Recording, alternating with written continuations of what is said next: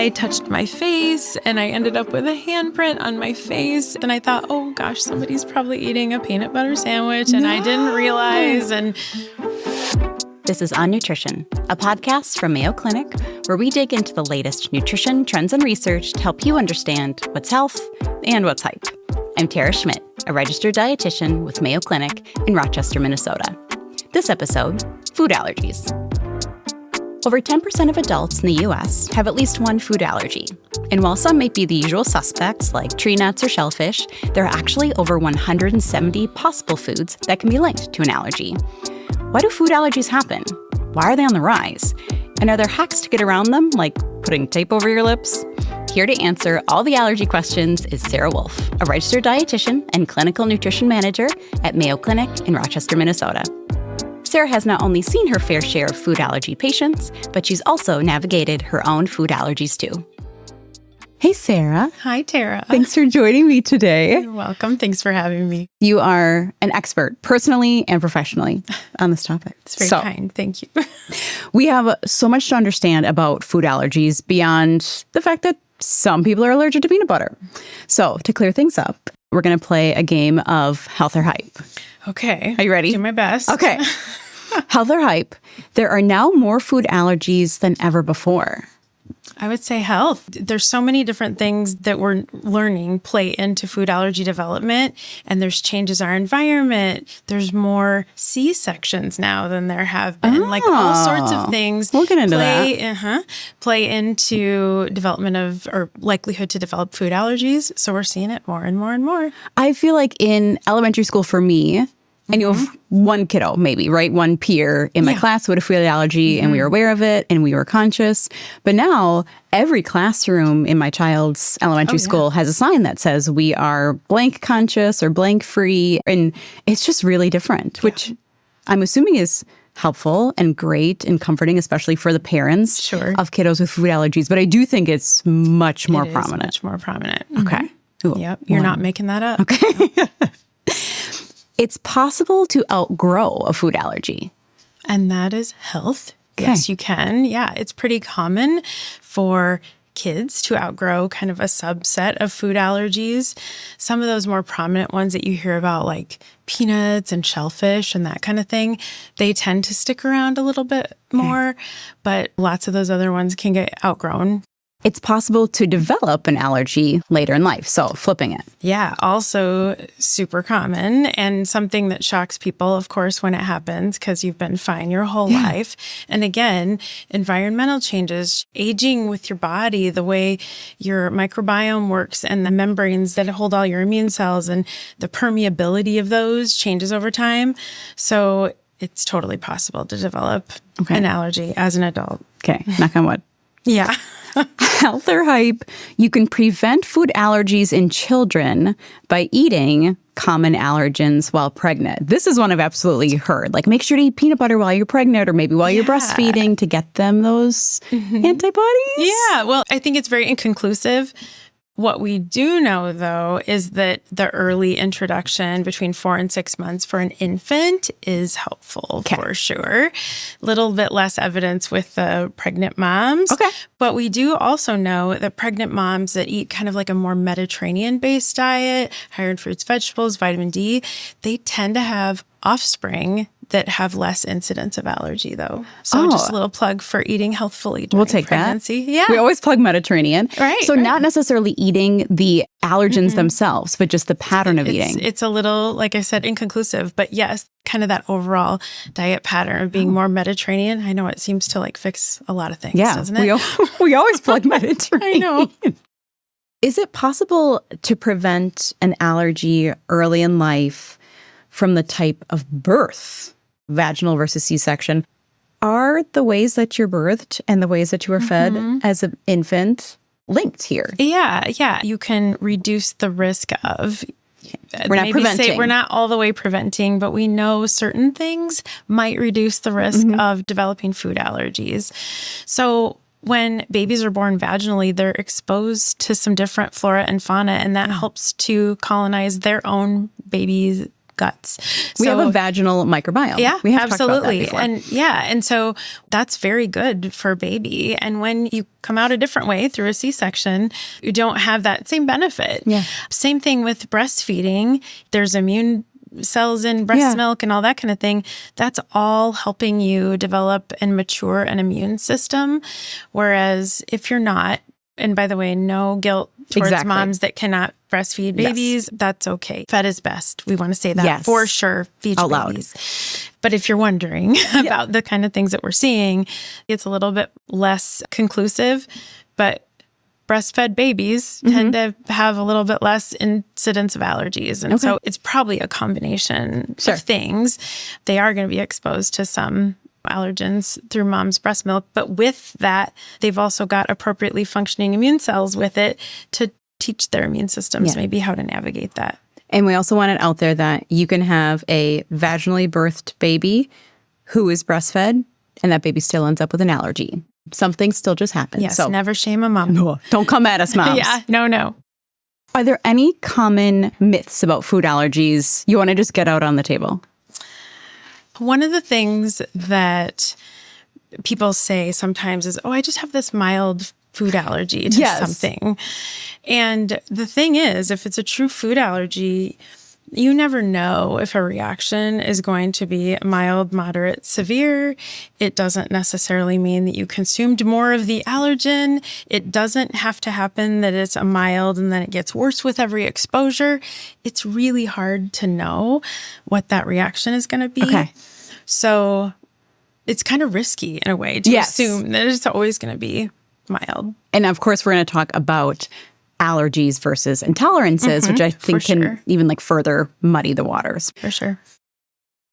Can we start with allergies 101? Sure. Where do allergies come from? They are essentially just a misfiring of the immune system. For whatever reason, your immune system recognizes something that should be benign and it sees that kind of as an enemy. Yeah. And it's just truly a misfiring. And sometimes other issues like eczema and other kinds of sensitivities come right along with that. Sometimes family history of being allergic, not necessarily to a certain allergen, but just the tendency to be allergic can be a thing too. So, yeah.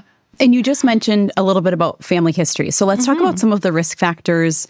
Any demographics at play here? Let's learn more about your one's risk.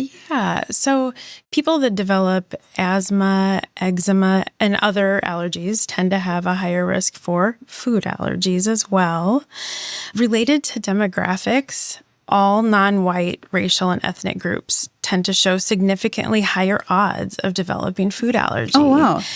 And that comes down to some biological and genetic factors, but also even socioeconomic factors, that lack of access maybe to current medical information and advice about early introduction of allergens, that kind of thing. Like what we know about introducing foods to infants, right? And that hasn't always been a known thing. Yeah. I mean, I have a kiddo in their 20s, and that wasn't the way when he was little. And I was super concerned with it myself. We didn't know what we know today. And in fact, maybe what we were doing back then by avoiding could also be a piece in the increase in prevalence of what we're seeing today. We just do our best. We do with the information that we have every time. You are right. That is our PSA to all parents out there. Yes. Let's talk a little bit about the difference between an allergy and an intolerance, because there is a distinct difference, but I'm not sure it's always discussed appropriately. Yeah. A true food allergy is an immune response. It's a cascade of all sorts of things that cause awful reactions in the body at times. Very scary and life-threatening reactions at times. When we talk about a food intolerance, those are also real, but their primary sites of action are in the GI tract. You might be lactose intolerant, and when you try to drink milk, you might have gas, bloating, diarrhea, that kind of thing. And so that's all real too, but that's not going to cause some severe anaphylactic reaction. Yeah. So it is important to distinguish the two, if for safety reasons, for no other reason, because we know that people that are lactose intolerant can tolerate a small amount of milk.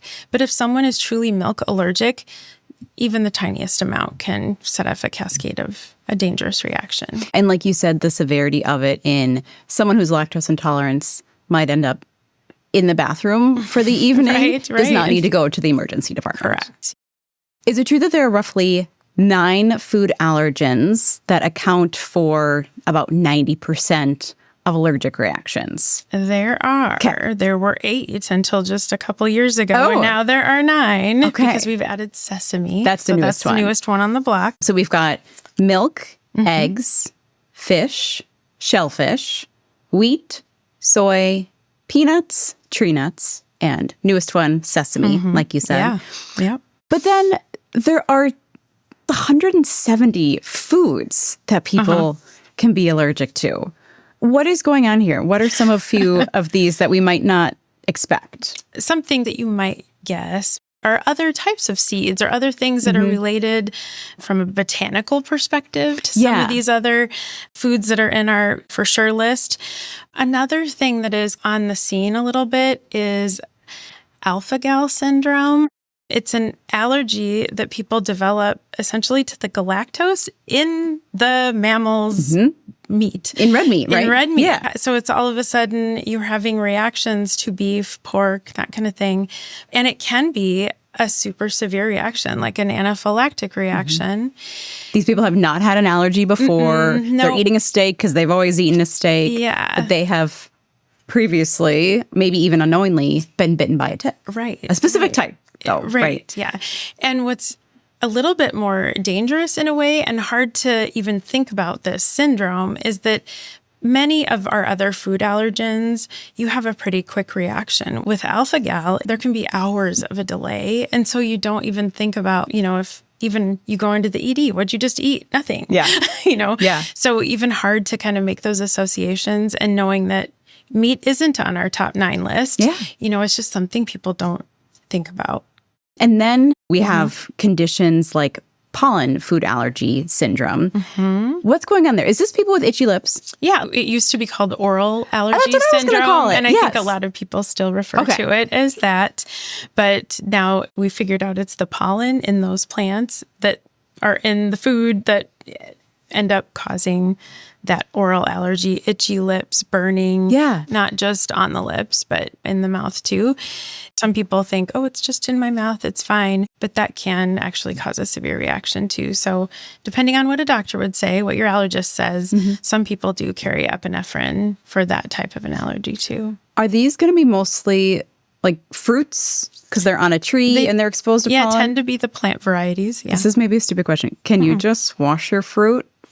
Do you know what I'm saying? You just wash the pollen off. It's more effective to peel it because then you're definitely reducing your exposure to that outside of the fruit. Okay. Great question, though. Good problem solving.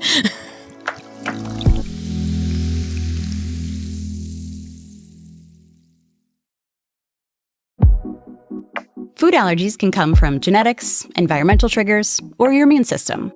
When you ingest an allergen, your immune system is fighting back against what would otherwise be harmless foods. And there are more food allergies than ever before. That's partially because of changes in our food environment, as well as more C-sections. Parents can pass some immune protections along through a vaginal birth, breastfeeding, or eating a Mediterranean diet while pregnant that's higher in fruits, vegetables, and vitamin D. While some people do outgrow food allergies, the big 9 tend to stick around. Those are milk, eggs, peanuts, tree nuts, shellfish, fish, wheat, soy, and sesame. Then there are more than 100 other less common allergens, like red meat or pollen on produce. The difference between an allergy and intolerance is the response. A food intolerance may trigger a reaction in the GI tract, but an allergic reaction to a food may be a more dangerous full-body response. We'll get into that next.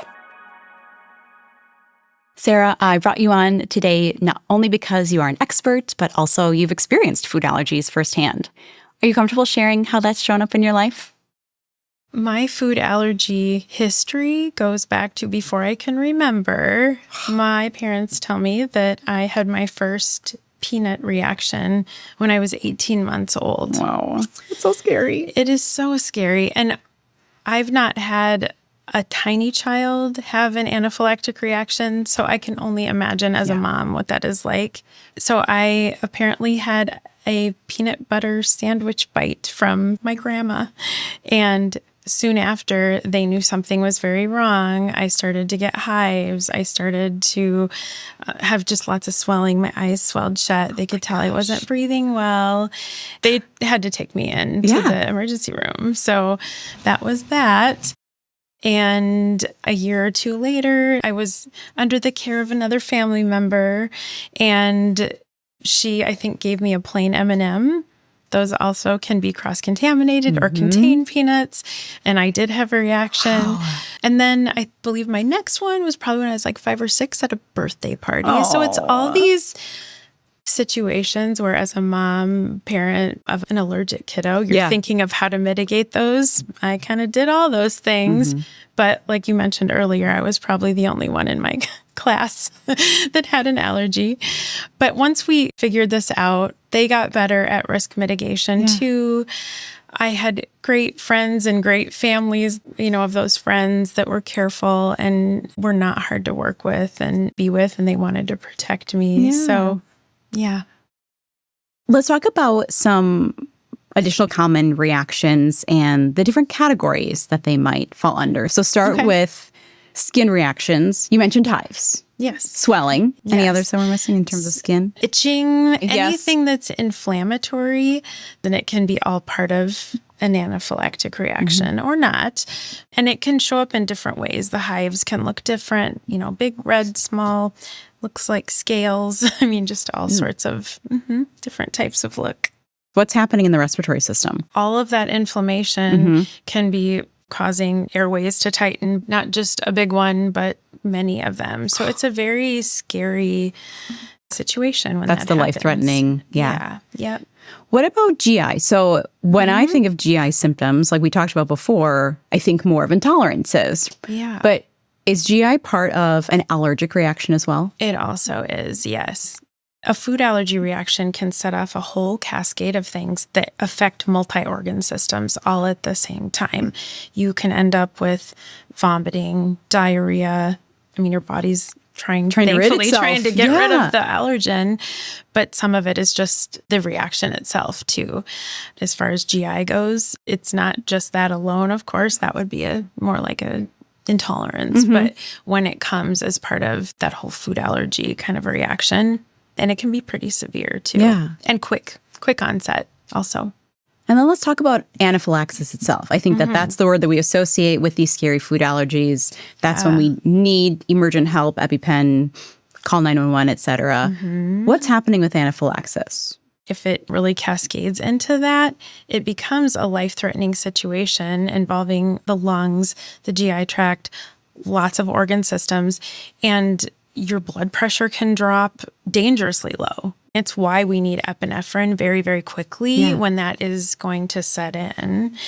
If someone knows or assumes that they're having an allergic reaction, is using an EpiPen, using epinephrine, ever risky?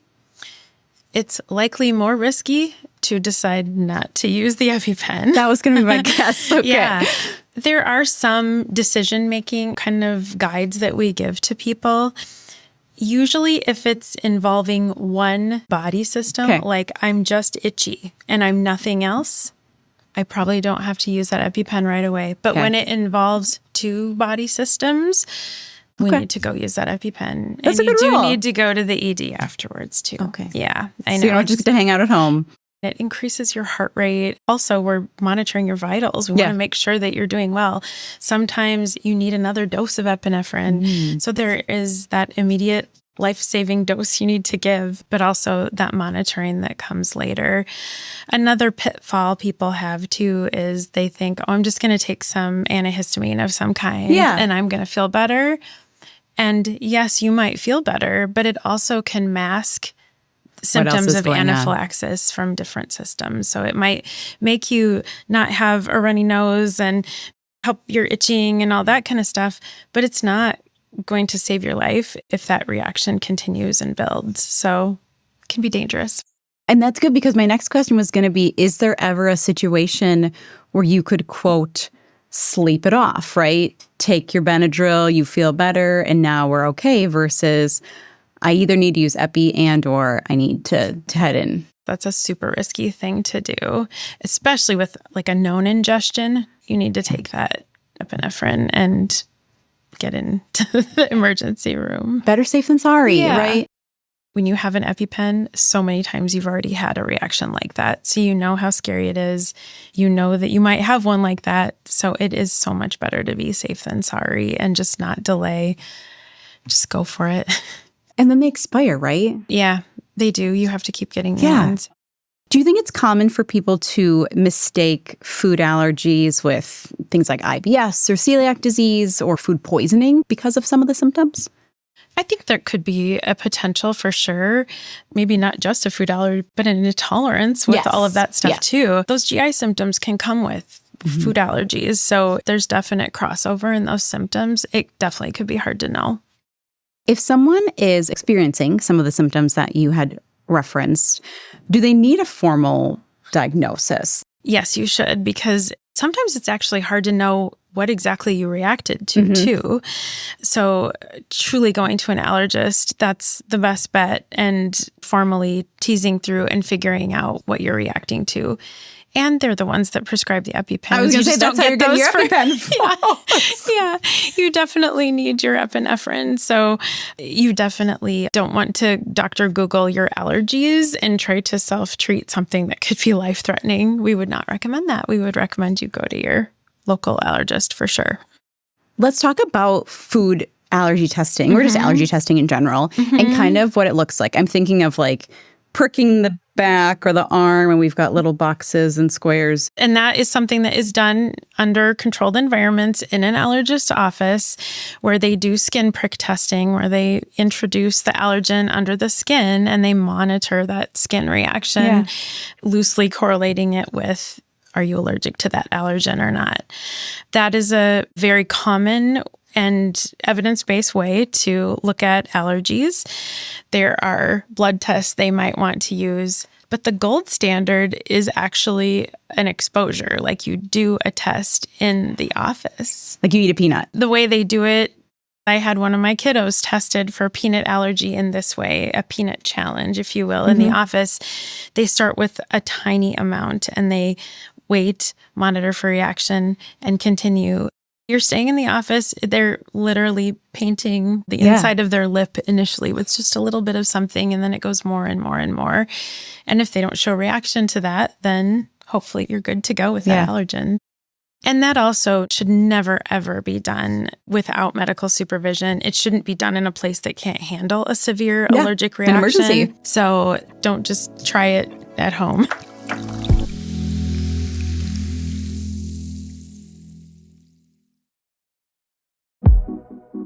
Common allergic reactions to food include swelling, hives, runny nose, difficulty breathing, itching, vomiting, or diarrhea. These could be limited to certain areas of the body and could possibly be treated with an antihistamine. Just be aware that an antihistamine may hide symptoms of a more severe reaction. Because when it starts hitting multiple systems across the body, it may be an anaphylactic response. That's when you need to use your EpiPen and go to the emergency department. If you're experiencing any of those reactions but don't have a diagnosis, consider seeing an allergist to get tested. That might mean a blood test, skin prick test, or even exposure to a small dose of your potential allergen in what's called an oral food challenge. Now let's get into how to avoid these allergens in the kitchen and outside of the home.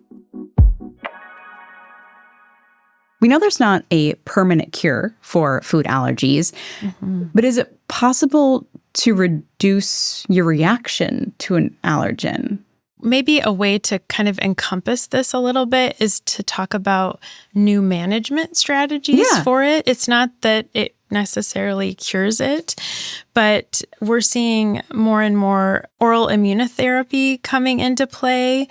And specifically with a peanut allergy, what has happened is kind of like the testing, but in a controlled way, they introduce that allergen in very small amounts and sort of train the immune system not to react to it.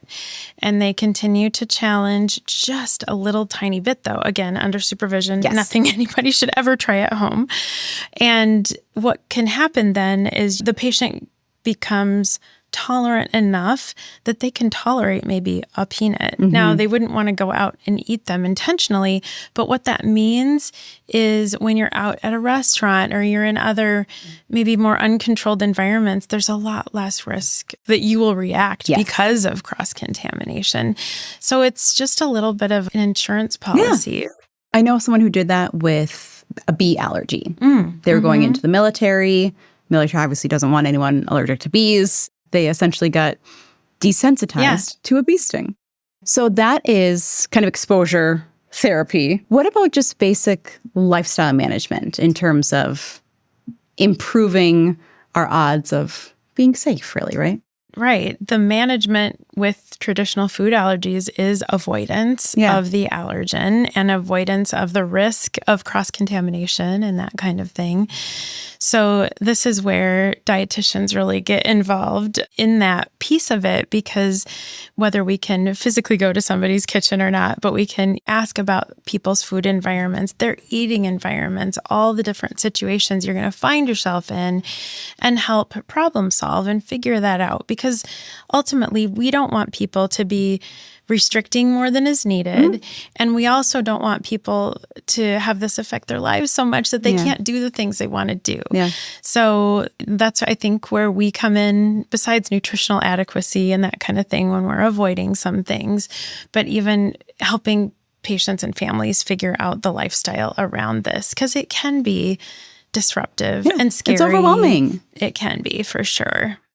Can you talk about, even just from personal experience, some of the things that you do? So like, you don't eat food from blenders, so you might not be getting a mixed up ice cream dessert from a fast food restaurant, because we don't always know.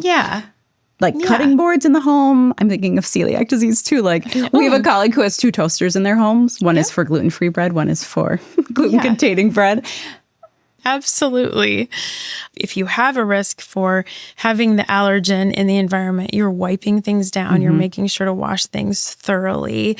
You're maybe not using porous or cutting boards that can have allergens trapped down in them and that kind of thing. So when it's your own home, I tend to not have peanut products, but also I have a family. I don't want them to avoid them either, because I don't want them to develop allergies later in life because they avoided something for too long. So it's kind of all a mitigated risk. But, if there's Halloween candy, please don't eat it right next to mom. Take care of your own wrappers. Eat it outside the house, whatever.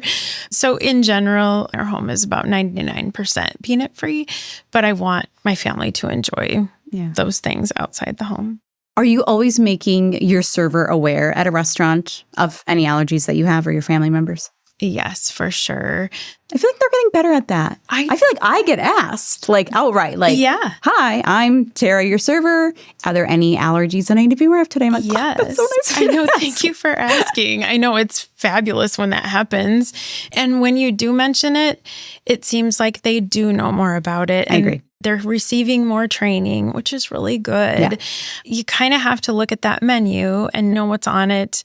I oftentimes, even before you get to the restaurant and talk to the wait staff, I will look at a menu and go, this restaurant in general might be a little bit too risky for me. Maybe we'll suggest something else or whatever. Because there's some great ethnic cuisine that's full of nuts that is not safe for me. I would love other people to be able to enjoy it, and it looks amazing. However, everybody has a different comfort threshold with that and risk tolerance. I know that I have severe reactions, so I'm not going to put myself in that kind of a situation. Looking at a menu, there might be some in the kitchen, but then that's that conversation with the wait staff. And if they don't know, it's great to talk to a chef or a restaurant manager to help understand a little bit how they handle things back there.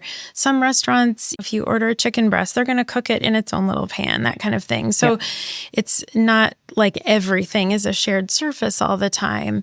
Very much just depends on the restaurant, because in others, there's a huge risk of cross-contamination and things flying everywhere. And some of the more grab and go, I'll call them, kinds of places, it might have salads or sandwiches or soups or things.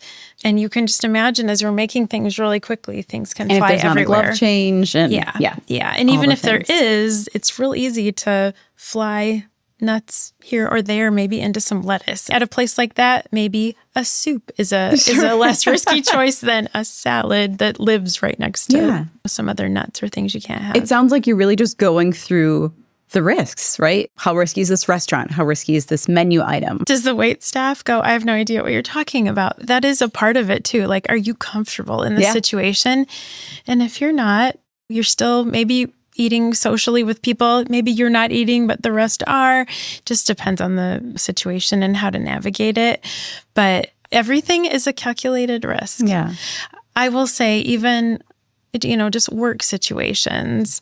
I remember one time at work, I'm going to assume that I touched maybe a doorknob or something. Oh my gosh. And I touched my face and I ended up with a handprint on my face. And I did smell like peanut out in the office. And I thought, oh gosh, somebody's probably eating a peanut butter sandwich. And I didn't realize. But that was just one system. So I didn't take my EpiPen for that. But it's a good reminder that not to be so focused on it that you can't live your life, but to have your awareness up there. I know. No peanuts wrong, Sara. I know. No, it's really okay. Sara, there's a video online of a man whose lips tingle when he eats marinara sauce. Maybe it's oral allergy syndrome. So he just puts tape on his lips before he eats pizza. Have you seen this? Is this a possible workaround for an allergy? I feel weird that I have not seen this video. That seems like something that for sure would have come to my algorithm some way, shape, or form. I haven't seen it. But I would not recommend that as a first line of defense because you're going to eat the food. It's going to go into your mouth. It's not just your lips. It's not just about one surface, even with the pollen food allergy syndrome or oral allergy syndrome, that happens in your mouth too. So no, that wouldn't be the best strategy. I mean, creative for sure. Not so evidence-based for sure. Yes. Yeah. For those that are not familiar, how can we read a food label to help identify allergens? Maybe even especially the ones that aren't as common. Because the big 9 are bolded. Yeah, is that oftentimes, yes. Okay. And sometimes they're even called out separately. And so that's nice when you have one of those. And fortunately, all mine fall into that category. So that's good. I didn't talk about it earlier, but I am allergic to sunflower seeds too. So I have to be careful. There's some great whole grain breads out there that have nothing else I'm allergic to, but might include a sunflower seed or a sunflower nut or have them on the outside of the bread. So especially if you have one that's not the big 9, you can't just skip the ingredient label. You do have to read carefully. I know it's kind of a pain, but it's just one of those things you get used to looking for. And I'm assuming we're also reading, especially with a severe allergy like yours, not an intolerance, processed in facility as well.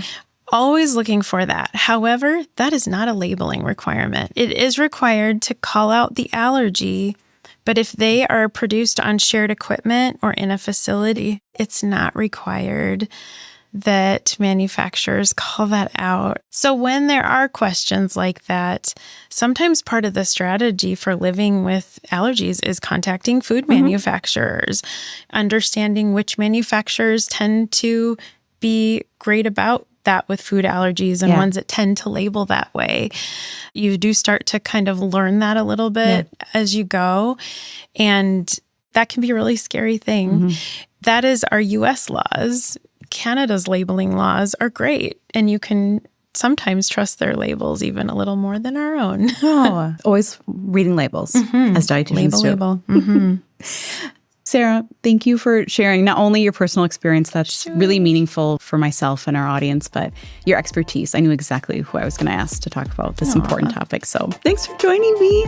This was fun. Thank you, Tara.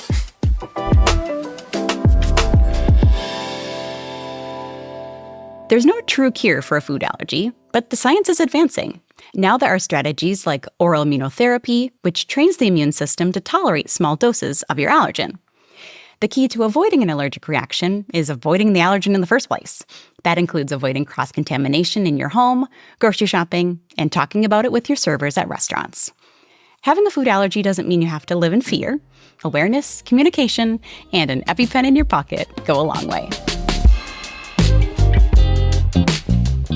That's all for this episode. But if you have a follow-up question, leave us a voicemail at 507-538-6272. and we'll answer it in a future episode.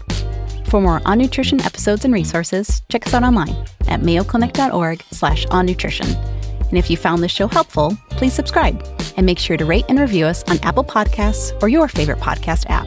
It really helps others find our show. Thanks for listening. And until next time, eat well and be well.